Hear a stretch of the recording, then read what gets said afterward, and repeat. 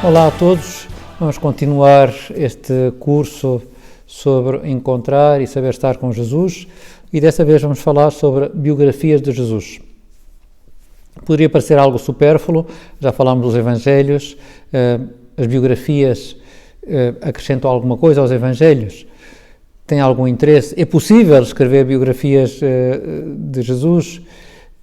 Era sobre isto mais ou menos que queria centrar a sessão, dizendo desde já, antecipadamente, que é muito conveniente ler biografias de Jesus, pelo menos algumas, um par delas, e ajudam-nos muito a conhecer melhor Nosso Senhor, às vezes a situar melhor as cenas do Evangelho, ter uma visão mais global dos itinerários de Nosso Senhor, conhecer os costumes da época, que o Senhor, como é óbvio, estava familiarizado com esses costumes e nós não, e às vezes isso pode ser importante.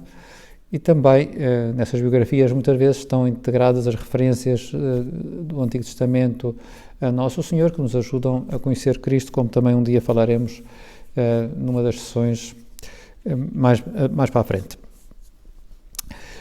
A primeira questão que eu queria responder e que vamos escapar um bocadinho do tema das biografias é se é possível. Não é? Existe alguma possibilidade de escrever uma biografia de Nosso Senhor que inclua, por exemplo, os factos mais sobrenaturais, como são os milagres? Bem, a resposta é sim, mas vamos fundamentá-la. Tem a ver com algo que já dissemos numa das sessões anteriores, quando nos referimos ao prólogo do Evangelho de São João, que diz que o Verbo encarnou, fez-se homem, fez-se carne. Jesus é Deus e homem. Então, isso que nós estamos habituados a ouvir tem imensas consequências. E quando não se aceita esta dupla verdade, que Cristo é Deus e homem, aparecem as chamadas heresias cristológicas, portanto, aqueles desvios da fé, desvios à fé, do que se refere a Jesus. E, desde o princípio, apareceu uma heresia que era chamado docetismo, de dokeo, do grego, parecer, que afirmavam, os seus defensores, que, na realidade, Cristo não tinha encarnado. Era uma figura, um fantasma, hoje eu acho que diríamos um holograma, mas não, Cristo não tinha encarnado. Por que é que isso aparece? Em alguns casos pode ter sido por uma influência manicaísta, de uma certa visão de que a matéria era má, mas alguns autores o que pensam é que esse desvio aparece precisamente para defender a transcendência divina. Se eu aceito que Deus se faz homem, parece que a transcendência divina fica em causa. Ora, isto é essencial, né? Que Cristo, sem deixar de ser Deus, fez-se realmente homem. Claro que em Nosso Senhor não existe nenhuma deficiência moral, não há pecado nenhum, mas o resto que a natureza humana assumiu, ou que todos temos, Nosso Senhor também padeceu. E teve que dormir, e tinha que comer, não há nenhum testemunho de se teve gripes ou sarampos ou coisas desse estilo, mas em princípio não há inconveniente em afirmá-lo, não é? Que Nosso Senhor padeceu todas essas coisas e terá caído por terra algumas vezes, como todas as crianças, e terá feito arranhões, pelo facto de ser Deus, não era imune, não é? a essas dores, como aliás veremos depois na Paixão. Precisamente porque o Verbo se fez carne, entrou na história dos homens com todas as consequências, entre outras, que é possível registar historicamente a sua passagem pela Terra. Há umas palavras muito interessantes de Bento XVI, justificando o uso do método da exegese histórico-crítica na análise dos Evangelhos. Entre outras coisas, vou ler a parte mais pequenina da citação, diz o seguinte: esta necessidade de estudar historicamente a redenção e que está ligada ao realismo da encarnação, esta necessidade é a consequência do princípio cristão formulado no Evangelho de São João. Verbum caro factum est. O verbo fez-se carne, fez-se homem. O facto histórico é uma dimensão constitutiva da fé cristã, diz Bento XVI. A história da salvação não é uma mitologia, mas uma verdadeira história. E por isso deve-se estudar com os métodos de uma investigação histórica séria. Para tornar um bocadinho mais transparente e mais clara estas afirmações, que por si só são claras, podíamos dizer uma coisa deste estilo: se Jesus tivesse encarnado no século XX, seria expectável que houvesse fotografias e filmes dele. Claro, foi no século I, isso não aconteceu. Alguma coisa poderemos dizer quando falarmos do Santo Sudário, sem afirmar assim claramente que é uma fotografia, mas encarnou.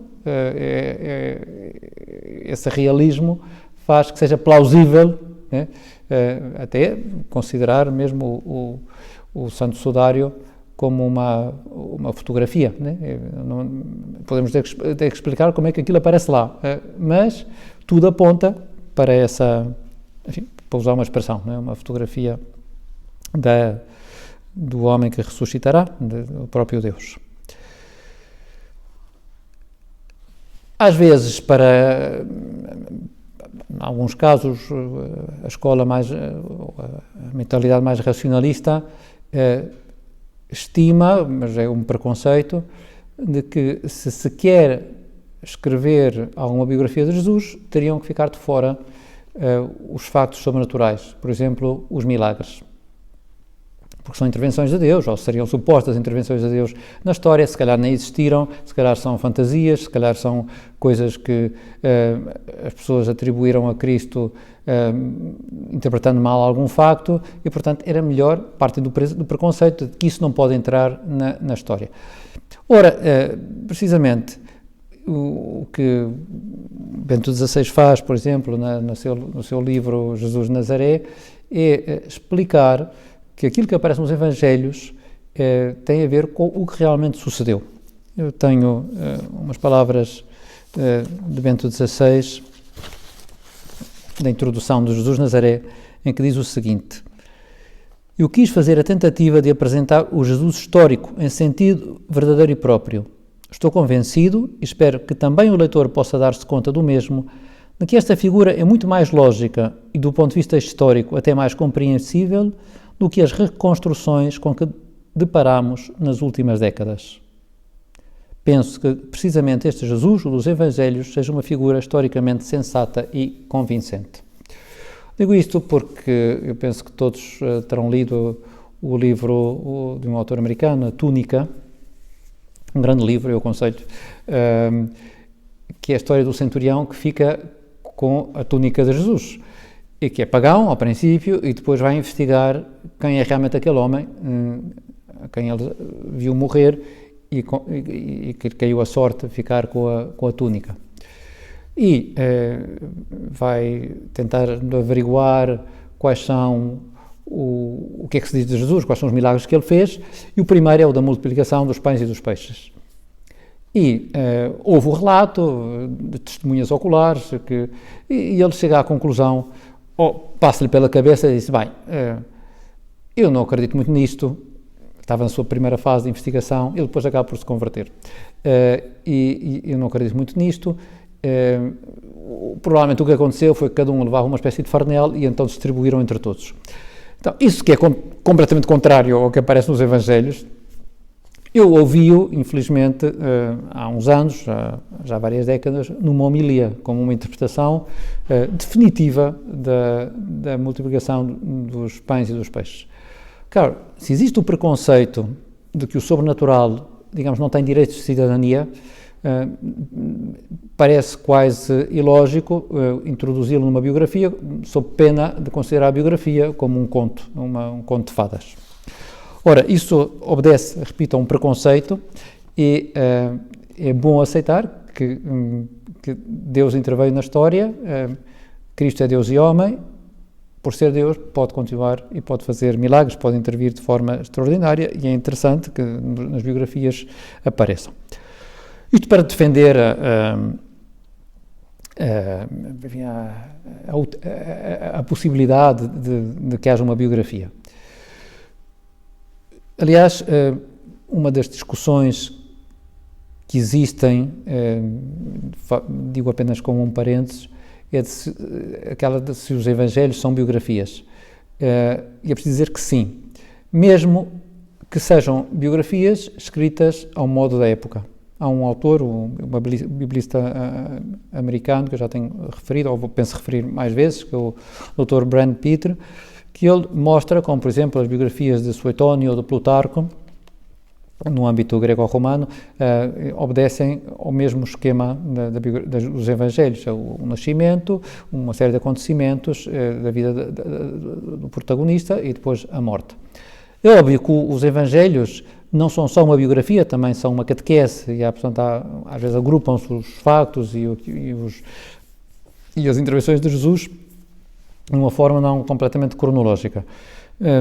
Mas não deixam de ser um relato daquilo que Jesus fez e disse.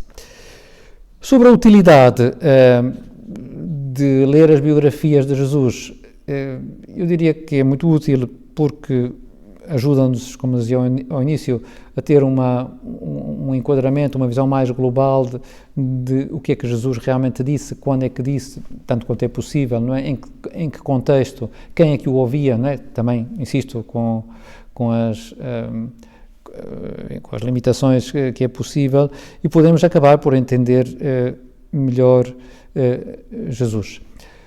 Por exemplo, um dos aspectos que o citado autor, o tal Brand Peter, refere, ele tem uma ideia de fundo, mas é uma ideia muito fecunda, que é a ideia de que era necessário conhecer, para perceber bem Jesus, é necessário ter na cabeça o que é que um judeu piedoso do século I sabia, e Jesus sabia que eles sabiam, não é? Qual é o background deles? No fundo é conhecer bem o Antigo Testamento e alguns escritos judaicos. Então isso permite ter uma concepção mais clara, um entendimento mais claro do que é que Jesus está realmente a dizer, né, aos seus interlocutores imediatos. Isso nas biografias é fácil, ou é mais fácil tentar explicar, por exemplo. Às vezes os usos ou os costumes da época também dão pistas para entendermos exatamente o que é que aconteceu. Um exemplo mais ou menos simples, as talhas que Jesus mandou encher de água e depois transformou em vinho nas bodas de Caná. Qual era o seu volume? De que tamanho eram? Bento XVI faz um cálculo no seu livro, numa das Jesus de Nazaré, e diz-nos que Jesus pode ter transformado mais ou menos uns 520 litros de água em vinho. É relevante para o milagre? Não é muito, mesmo que tivessem sido 3 litros, não é? Era um milagre, mas dá a ideia da magnitude do milagre, e depois até Bento XVI fala dessa sobreabundância da redenção, né? Os dons de Deus estão sempre por cima daquilo que é estritamente necessário. Essa é outra das vantagens das biografias, às vezes vão fazendo pequenos comentários espirituais, não é necessário que seja assim, mas que facilitam darmos importância aos factos, às palavras e às intervenções de Jesus. Com biografias, há muitas, eu vou só referir algumas, que eu acho que são muito interessantes, algumas estão em português, outras não. Por exemplo, a do Daniel Ropes, Jesus no seu tempo, do Francisco Fernando Carvajal, A Vida de Jesus, uma clássica da Frei Luís de Granada, Meia Vida de Cristo, muito pequenina, muito interessante, muito bonita, o do Lagrange, A Vida de Jesus Cristo. Depois há 2 livros que não são propriamente biografias, mas cobrem uma área, épocas da vida de Nosso Senhor, do Vittorio Messori, o Padeceu sob Pôncio Pilatos, por exemplo, que fala de tudo o que tem a ver com a paixão, e a hipótese sobre Jesus. Este autor, mesmo que seja um jornalista, é citado explicitamente e de forma favorável por Bento XVI na sua obra Jesus de Nazaré. Bem, eu já falei da obra de Bento XVI, Jesus de Nazaré, que não é propriamente uma biografia, mas cobre também uma série de explicações, oferece uma série de explicações sobre a vida de Cristo. o do Ricciotti, Vida de Jesus Cristo, o Fulton de China, Vida de Cristo, o Karl Adam, Jesus Cristo. Quer dizer, os títulos também não variam muito, porque são todos mais ou menos sobre o que são. Por acaso, nestes dias, li um livro muito interessante, não é uma biografia propriamente dita, mas é uma obra que vai ao encontro de dúvidas fundamentais sobre Cristo. É a obra precisamente do Brand Peter, que se chama The Case for Jesus. Muito interessante, que fala, explica, justifica que os evangelistas são realmente os autores dos evangelhos, fala, por exemplo, da datação em que foram escritos, isto muito perto da vida de Cristo, e também fala, por exemplo, da divindade de Jesus. Jesus dizia que era Deus, pensava que era Deus, e depois fala da paixão e da ressurreição. Por exemplo, na ressurreição responde à pergunta: porquê é que aceitaram tão rapidamente a ressurreição de Cristo? Quando há testemunho nos Atos dos Apóstolos da resistência, e dos próprios Evangelhos, a resistência em aceitar a ressurreição. Vale a pena dar voltas a Nosso Senhor, por exemplo, no livro de Karl Adam, Jesus Cristo. Eu lembro que há uma tentativa de desenhar anatomicamente Jesus Cristo. Enfim, é uma tentativa, não é? Que não deixa de ser interessante, porque ajuda-nos a pensar em Cristo. Eu, como exercício prático deste capítulo, eu sugiro que se leia uma destas biografias e, ao terminar, vale a pena perguntar o que é que me ficou, o que é que me ajudou nesta biografia. Queria terminar apenas com uma citação de São João da Cruz, muito conhecida, do seu cântico espiritual, que diz o seguinte: há muito que aprofundar em Cristo, porque Ele é como uma mina abundante, com muitas cavidades cheias de tesouros, que por mais que aprofundem nunca lhes encontram fim nem termo. Antes, em cada cavidade, vão encontrando novas veias de novas riquezas. As biografias ajudam a não desistirmos de conhecer melhor Jesus.